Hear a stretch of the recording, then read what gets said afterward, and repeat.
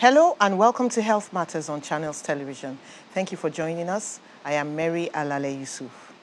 At 62, Nigeria's healthcare system faces challenges of poor health outcomes, escalating costs, variations in healthcare quality, access, affordability, and more. There's a general consensus that the system needs transforming. Just as an example, according to the 2018 Nigeria Demographic Health Survey, infant mortality is 67 deaths per 1,000 live births. People argue that a reformed system would deliver better care and a higher chance of retaining much-needed manpower and capacity. Joining me from our Abuja studio is Nigerian health sector reform advocate and neurosurgeon, Dr. Douglas Oko. You're welcome to the show. Thank you very much, Mary and Channel TV, for having me. A lot of people would start this argument by saying that, we're supposed to have 15% of the national budget, we don't have enough money. Is it a matter of not having enough money or a matter of not utilizing what we do have properly, or both? Yeah, so basically, let me start like this. Yeah, we're talking about, you're talking about financing of healthcare, but let me start it like this. The first thing is the big question of, is healthcare a priority for the government at all levels in Nigeria or for the average person in Nigeria? I'll start with what we call the Sustainable Development Goals. This nice strategy that was put together by the United Nations in 2015. And they have 17 goals. And if we start counting from number one is no poverty. Number 2 is zero hunger. Guess what number 3 is, Mary? Number 3 is good health and well-being. And of course, number 4 is quality education. If you look at what we call the pillars, the 6 pillars of a healthcare system, they are health service delivery, they are the health workforce, the third one is essential medicines, fourth one is finance, and then also we look at like I said, information, essential medicines, and finally, the 6th pillar is leadership and governance. So, key thing is that for a very long time in Nigeria, for a very long time, we have not prioritized healthcare. We've not taken healthcare as a serious issue. Now, the campaigns have started. The INEC has blown the whistle. And we are talking about, we are supposed to be having an issue-based campaign. Now, issues that we are struggling with in Nigeria presently, of course, there's security. Of course, the issue of the economy, there's issue of infrastructure, especially things like power. But I am saying, Mary, to everybody today, that we should include healthcare, of course, and education as well. Healthcare is so fundamental. If from a socio-political, from an emotional, psychological point of view, from the governance, all of us, if we are not keyed in and put in our mind, hey, healthcare is extremely serious. We should be talking about healthcare. Now, like I said, if you look at these 6 pillars, you talked about finance. Finance is definitely one of them, okay? Healthcare is a mainstream public good. If you do want to actually provide healthcare for the 250 million Nigerians, and you say you want that healthcare to have some fundamentals of quality and safety, then of course finance is going to be extremely important. Specifically to your question, is the issue that, we are not having up to 15% like the Abuja Declaration of 2001? Is the issue that we are not having up to 50% of our budget, or that even if we are having 5% or 4% or 6%, that those funds are not being used well? It's a combination of both, Mary. Okay? Like I said, leadership and governance is extremely important, and we must make healthcare a mainstream priority. Okay, so you say healthcare has not been made a priority. Walk us through the reasons why you think so. Pragmatic reasons. Well, so that's what they call, so Mary, that's what they call value for human life.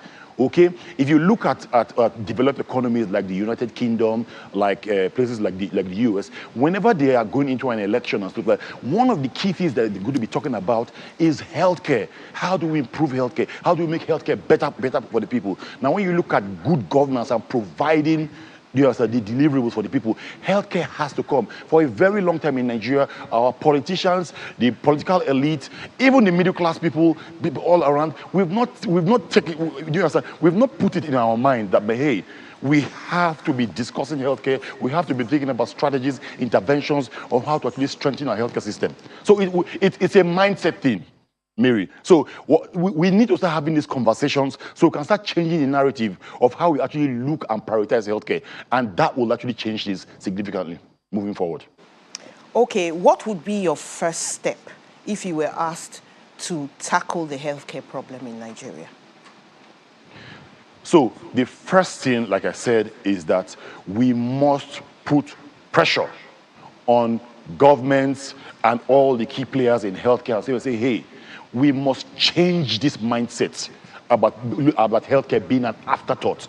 We must put it in the front burner. And so to put pressure, who needs to put pressure? The people who need to put pressure are all of us, but specifically health professional associations, all the way from the medical lab science people, the nurses, the pharmacists, the radiographers, the doctors, the dentists, all those associations. I know that those associations, they are mainly for the welfare of their members, but also they should be thinking as well, say, hey, all of us are potential patients. Let's start putting pressure on governments and like I said, all the key players. People outside healthcare, civil society organizations, even the Nigerian Bar Association, we are all affected. So the first thing is pressure, and the best time to put pressure is now. We are going into an election. We should start putting pressure and start talking and say, hey, we need to start talking about healthcare. So that's the first thing. And let me ask you this. Let me ask you this. Yes, Amir. We have a problem with brain drain. Go ahead, Mary. Yes. Lots of doctors leaving our shores, nurses, pharmacists, you know, and so many healthcare workers. Are you saying that they shouldn't leave?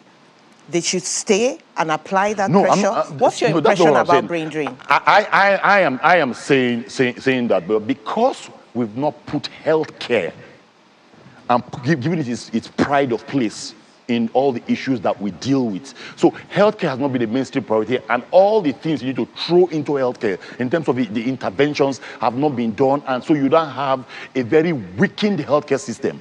And so the doctors you talk about and other healthcare professionals, they are human beings. They will always want the best for themselves and their family. And so when they have an environment that is toxic, where they can actually do the kind of things they want to do, provide the kind of care they want to do, work in a place where they would love, of course, they will seek greener pastures. It's only natural. And I am saying, if you want to turn that around, we must mainstream healthcare. It's extremely important. This part of, how do we tackle what kind of interventions? This part of saying, hey, leadership at all levels, all key players, all Nigerians, citizens, hey, let's talk about healthcare. Let's throw healthcare into the mix of all the things that we're discussing about. Will significantly change things moving forward. Extremely important. Okay, so let's talk about the nitty-gritty of the workings in hospitals that people are not happy about. But let's take it from the side of administration. People talk about having databases. Why is having databases and having data so important? What can it do for us? Okay, so remember I talked about those 6 pillars, and one of them I talked about information systems in it, so that's data. So data is extremely important. When you're talking about planning to actually deliver healthcare to 250 million people, that data in terms of knowing, how many people do we have, what are their ages, where are they, and stuff like that is extremely important. If you don't have data, you can't plan. And a healthcare system is so complex that you need leadership that has its head on its shoulder, and you need planning. So data and information systems are extremely important and will help definitely going forward. In terms of the weakened healthcare system, Mary, the problem are multiple, but one of the fundamental problems we have is that our primary healthcare system, which is the bedrock, is not functioning optimally. And so you now have lots of issues. And I'll give you an idea. Recently, I looked after a 65-year-old man who had a stroke. He had a bleeding in his brain. And he spent roughly about 100 days in critical care, ICU. And the family have struggled financially. That family, they are probably owing up to about 10 million naira now. Now, if you had a primary healthcare system that was functional, Okay, what will happen will be that because when you look at providing healthcare, you look at issues of preventive, curative, promotive, and rehabilitative. So guess what? I talked about 4 things, kind of interventions. The first one is actually preventive. Guess where you can actually prevent this kind of gentleman having a stroke? At the primary care level. When you have a primary care healthcare system where anybody can walk into, the staff there are well enumerated, they are happy with the environment they are working. There's actually technology, there's data, there's information systems, they walk into the place. You can actually start preventing some of these kind of things, that you're preventing something that is simple, you can manage, you can monitor, getting to a level where it becomes complicated, and then generally we're even struggling in terms of the economy, in terms of people being unemployed and stuff like that. So doing stuff in terms of trying to actually make sure that the primary healthcare system works is absolutely important. Any government that comes in May 29 and 5 years after that can make sure that at least we have some basic workability of our primary healthcare system has done an absolutely fantastic job. And we need to keep pushing, especially for this primary health center, because the Nigerian patients are worth it. We need leadership that actually understands the priority, that healthcare is a priority, because the Nigerian patients are worth it. We need to make sure that financing, because we have innovative financing, things like, apart from the fact that, let's ramp up the part of our budget for healthcare, we need special types of financing, innovative financing as well. Special taxes, alcohol, tobacco, the mobile data, part of that going to healthcare. Even the VAT that we actually collect, part of that going to healthcare as well. Multinationals doing their own bit, and of course the national health insurance system, making sure that those states that have their own state health insurance system, that everything is integrated. One of the fundamental problems we have, Mary, is that when it comes to healthcare in Nigeria, everything is fragmented. The national government, the federal government is doing their own, the state governments are doing their own, the local governments are doing their own. You have lots of parallel parallel programs and interventions going on, wasting resources that we actually don't have. So we need governments that can actually work together at all levels, coordinate things, make sure that the financing is spot on. One of the key issues that we need to really work on is our human resource for health. Like I said, if you look at those pillars, the health workers, the manpower in healthcare is extremely important. One of the things I found out since I came back to Nigeria 6 years ago is that the healthcare, the capacity in terms of knowledge, skill, competence is extremely weak. Okay, when you look at all those players, they're all important, but the human resource for health and the health workers are extremely important, and we must do something about it. At the primary care level, okay, we have to start thinking innovatively when we look at the human resource for health as well. Okay, you seem to have a lot of faith in the primary health care. We have to go on a break right now, but when we come back, we must talk about primary health care and human resource, two very important things that you have raised. Let's go on a break now. Stay with us, we're going on a short break. Welcome back. This is Health Matters on Channels Television, and we're talking about improving healthcare, strengthening healthcare in Nigeria with Dr. Douglas Oko over in the Abuja studio. You can call 0808-054-2233 if you have any question on strengthening healthcare systems in Nigeria. You can also tweet at CTV_Mary A or send email to moalale@channelstv.com. Dr. Oko, we were talking about primary health care, and something you said got me thinking. You talked about somebody had a bleed in the brain. That sounds like a tertiary problem.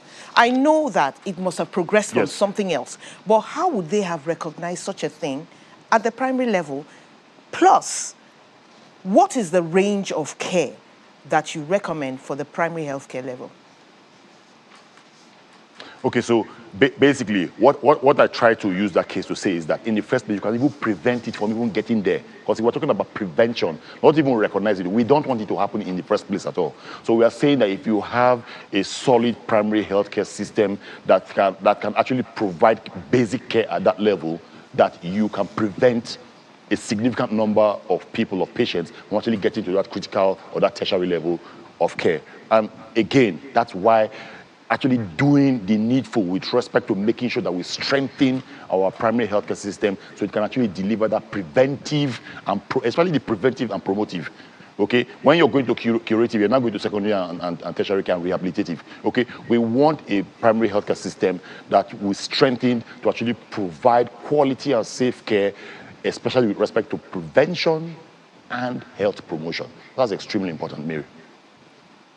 Then we were talking about the range. Some people say some things don't belong in primary healthcare, but we are hearing things like, oh, start mental health at the primary healthcare level. Oh, educate them to deliver children. Do this, do that. That's a lot of work. What do you think belongs in there? So primary healthcare is just basic care. So what's basic care? Basic care is usually most of the simple illnesses, especially with children. Okay, so there are simple illnesses with children like the general cough, catarrh, malaria, and stuff like that. Even things like your antenatal care, especially those first trimester, second trimester, and stuff like that, should be at primary level care. Even for what we call the non-communicable disease, things like the diabetes, the hypertension, and so on, those kind of patients, when they are already on medication from the secondary or tertiary level care, they can be monitored and continue, do you understand, at the primary level care. Things like vaccination for children, those are primary care things. Now, the key thing is this. We, as a country, Nigeria, we have our own special circumstances. We cannot use the strategies in UK, US, or other developed economies to actually, how will I put it, to actually solve our own problems. So we can do what we call the local way, where you actually look at your own special circumstances and actually plan interventions and problem-solving strategies that will actually help in your place. And I'll give you an example. Nigeria has a population of 215 million people, okay? We don't have, I'm telling you, we don't have more than 50,000 doctors. So if you truly want to provide care to that last man in that village, in that rural place, you have to think innovatively. One of the key strategies or interventions or innovations that I've always talked about is what we call expanding the roles and advancing the practice of other healthcare professionals that are not doctors. For example, at primary care level, you have what we call the community health extension workers and the community health officers. You can actually specialize their training and actually bring them to a level where even what doctors do, they actually start doing some of them, because you don't have the number of doctors. Okay? Now, someone might say, oh, if you're a community health extension workers, will there not be things like negligence and all that? No.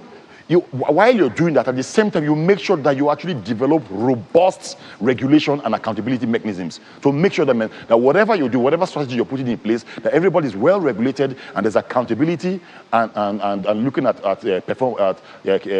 performance management and stuff like that. That's extremely important. Okay, so the primary care level, in terms of the funding, in terms of the manpower and stuff like that, is something that any government that comes in May 29, 2023 has to take extremely seriously. And I'm saying that all of us, the media, all the healthcare associations are talking about, the civil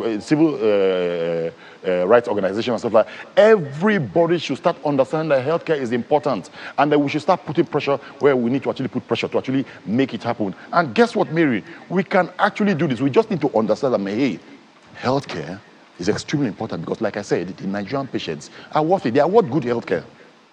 Okay, so already we are suffering paucity of manpower. How do we stem brain drain?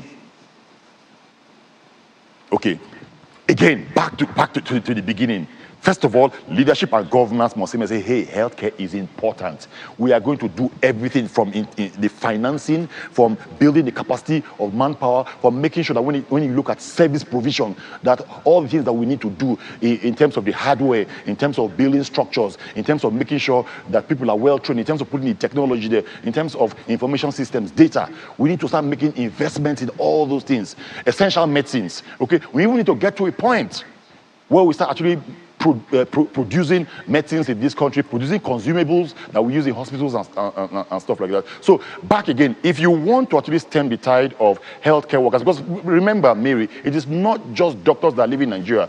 Definitely. All cadre and all types of healthcare workers are living in Nigeria. That's right. Nurses, even the number of nurses living in Nigeria are more than doctors. So the key thing is this: if you actually create that environment where people can say, oh, I'm actually proud to work in this place, I'm happy working in this place, I'm not stressed, I'm being and paid properly and stuff like that, yeah, you definitely will keep more people back. The truth is that somehow, as human beings, we are sort of patriotic. If you actually create that environment for anybody to actually work in any sphere or in any ecosystem and stuff like that, they will stay there. But if you actually have a situation where toxic environment, people don't have what to work with, they are not paid very well, every doctors, nurses, they all have children that need to send to school, and they all need to eat and pay rent or mortgage and stuff like that, isn't it? So that is where we should be looking at. We should be making sure that we are creating that environment where we actually throw all these key interventions, some of them that I've talked about, and actually making sure that you have an environment where people say, oh, we would love to actually stay back here and work here. Okay, in 30 seconds, what do you think about outsourcing management to administrators outside of the hospital? Well, let me put it this way. There are lots of strategies we can think about. One of the key strategies we can think about is public-private partnerships, where you actually have the private sector organizations coming in and actually improving the issues of efficiency and effectiveness and delivering outcomes in the public sector. So yeah, so it's an option that we can actually look at, where you actually bring managers from the private sector and actually bring investments from the private sector, especially at the secondary and tertiary level. So yeah, it's something that we can actually consider, definitely, Mary. All right, thank you, Dr. Douglas Oko. It's been wonderful having you. There's lots to talk about, but we're out of time. Thank you for coming to the show. Thank you, Mary, and thank you, Channels TV. Thank you for being with us from your home. Have a wonderful day. I'm Mary Alale Yusuf.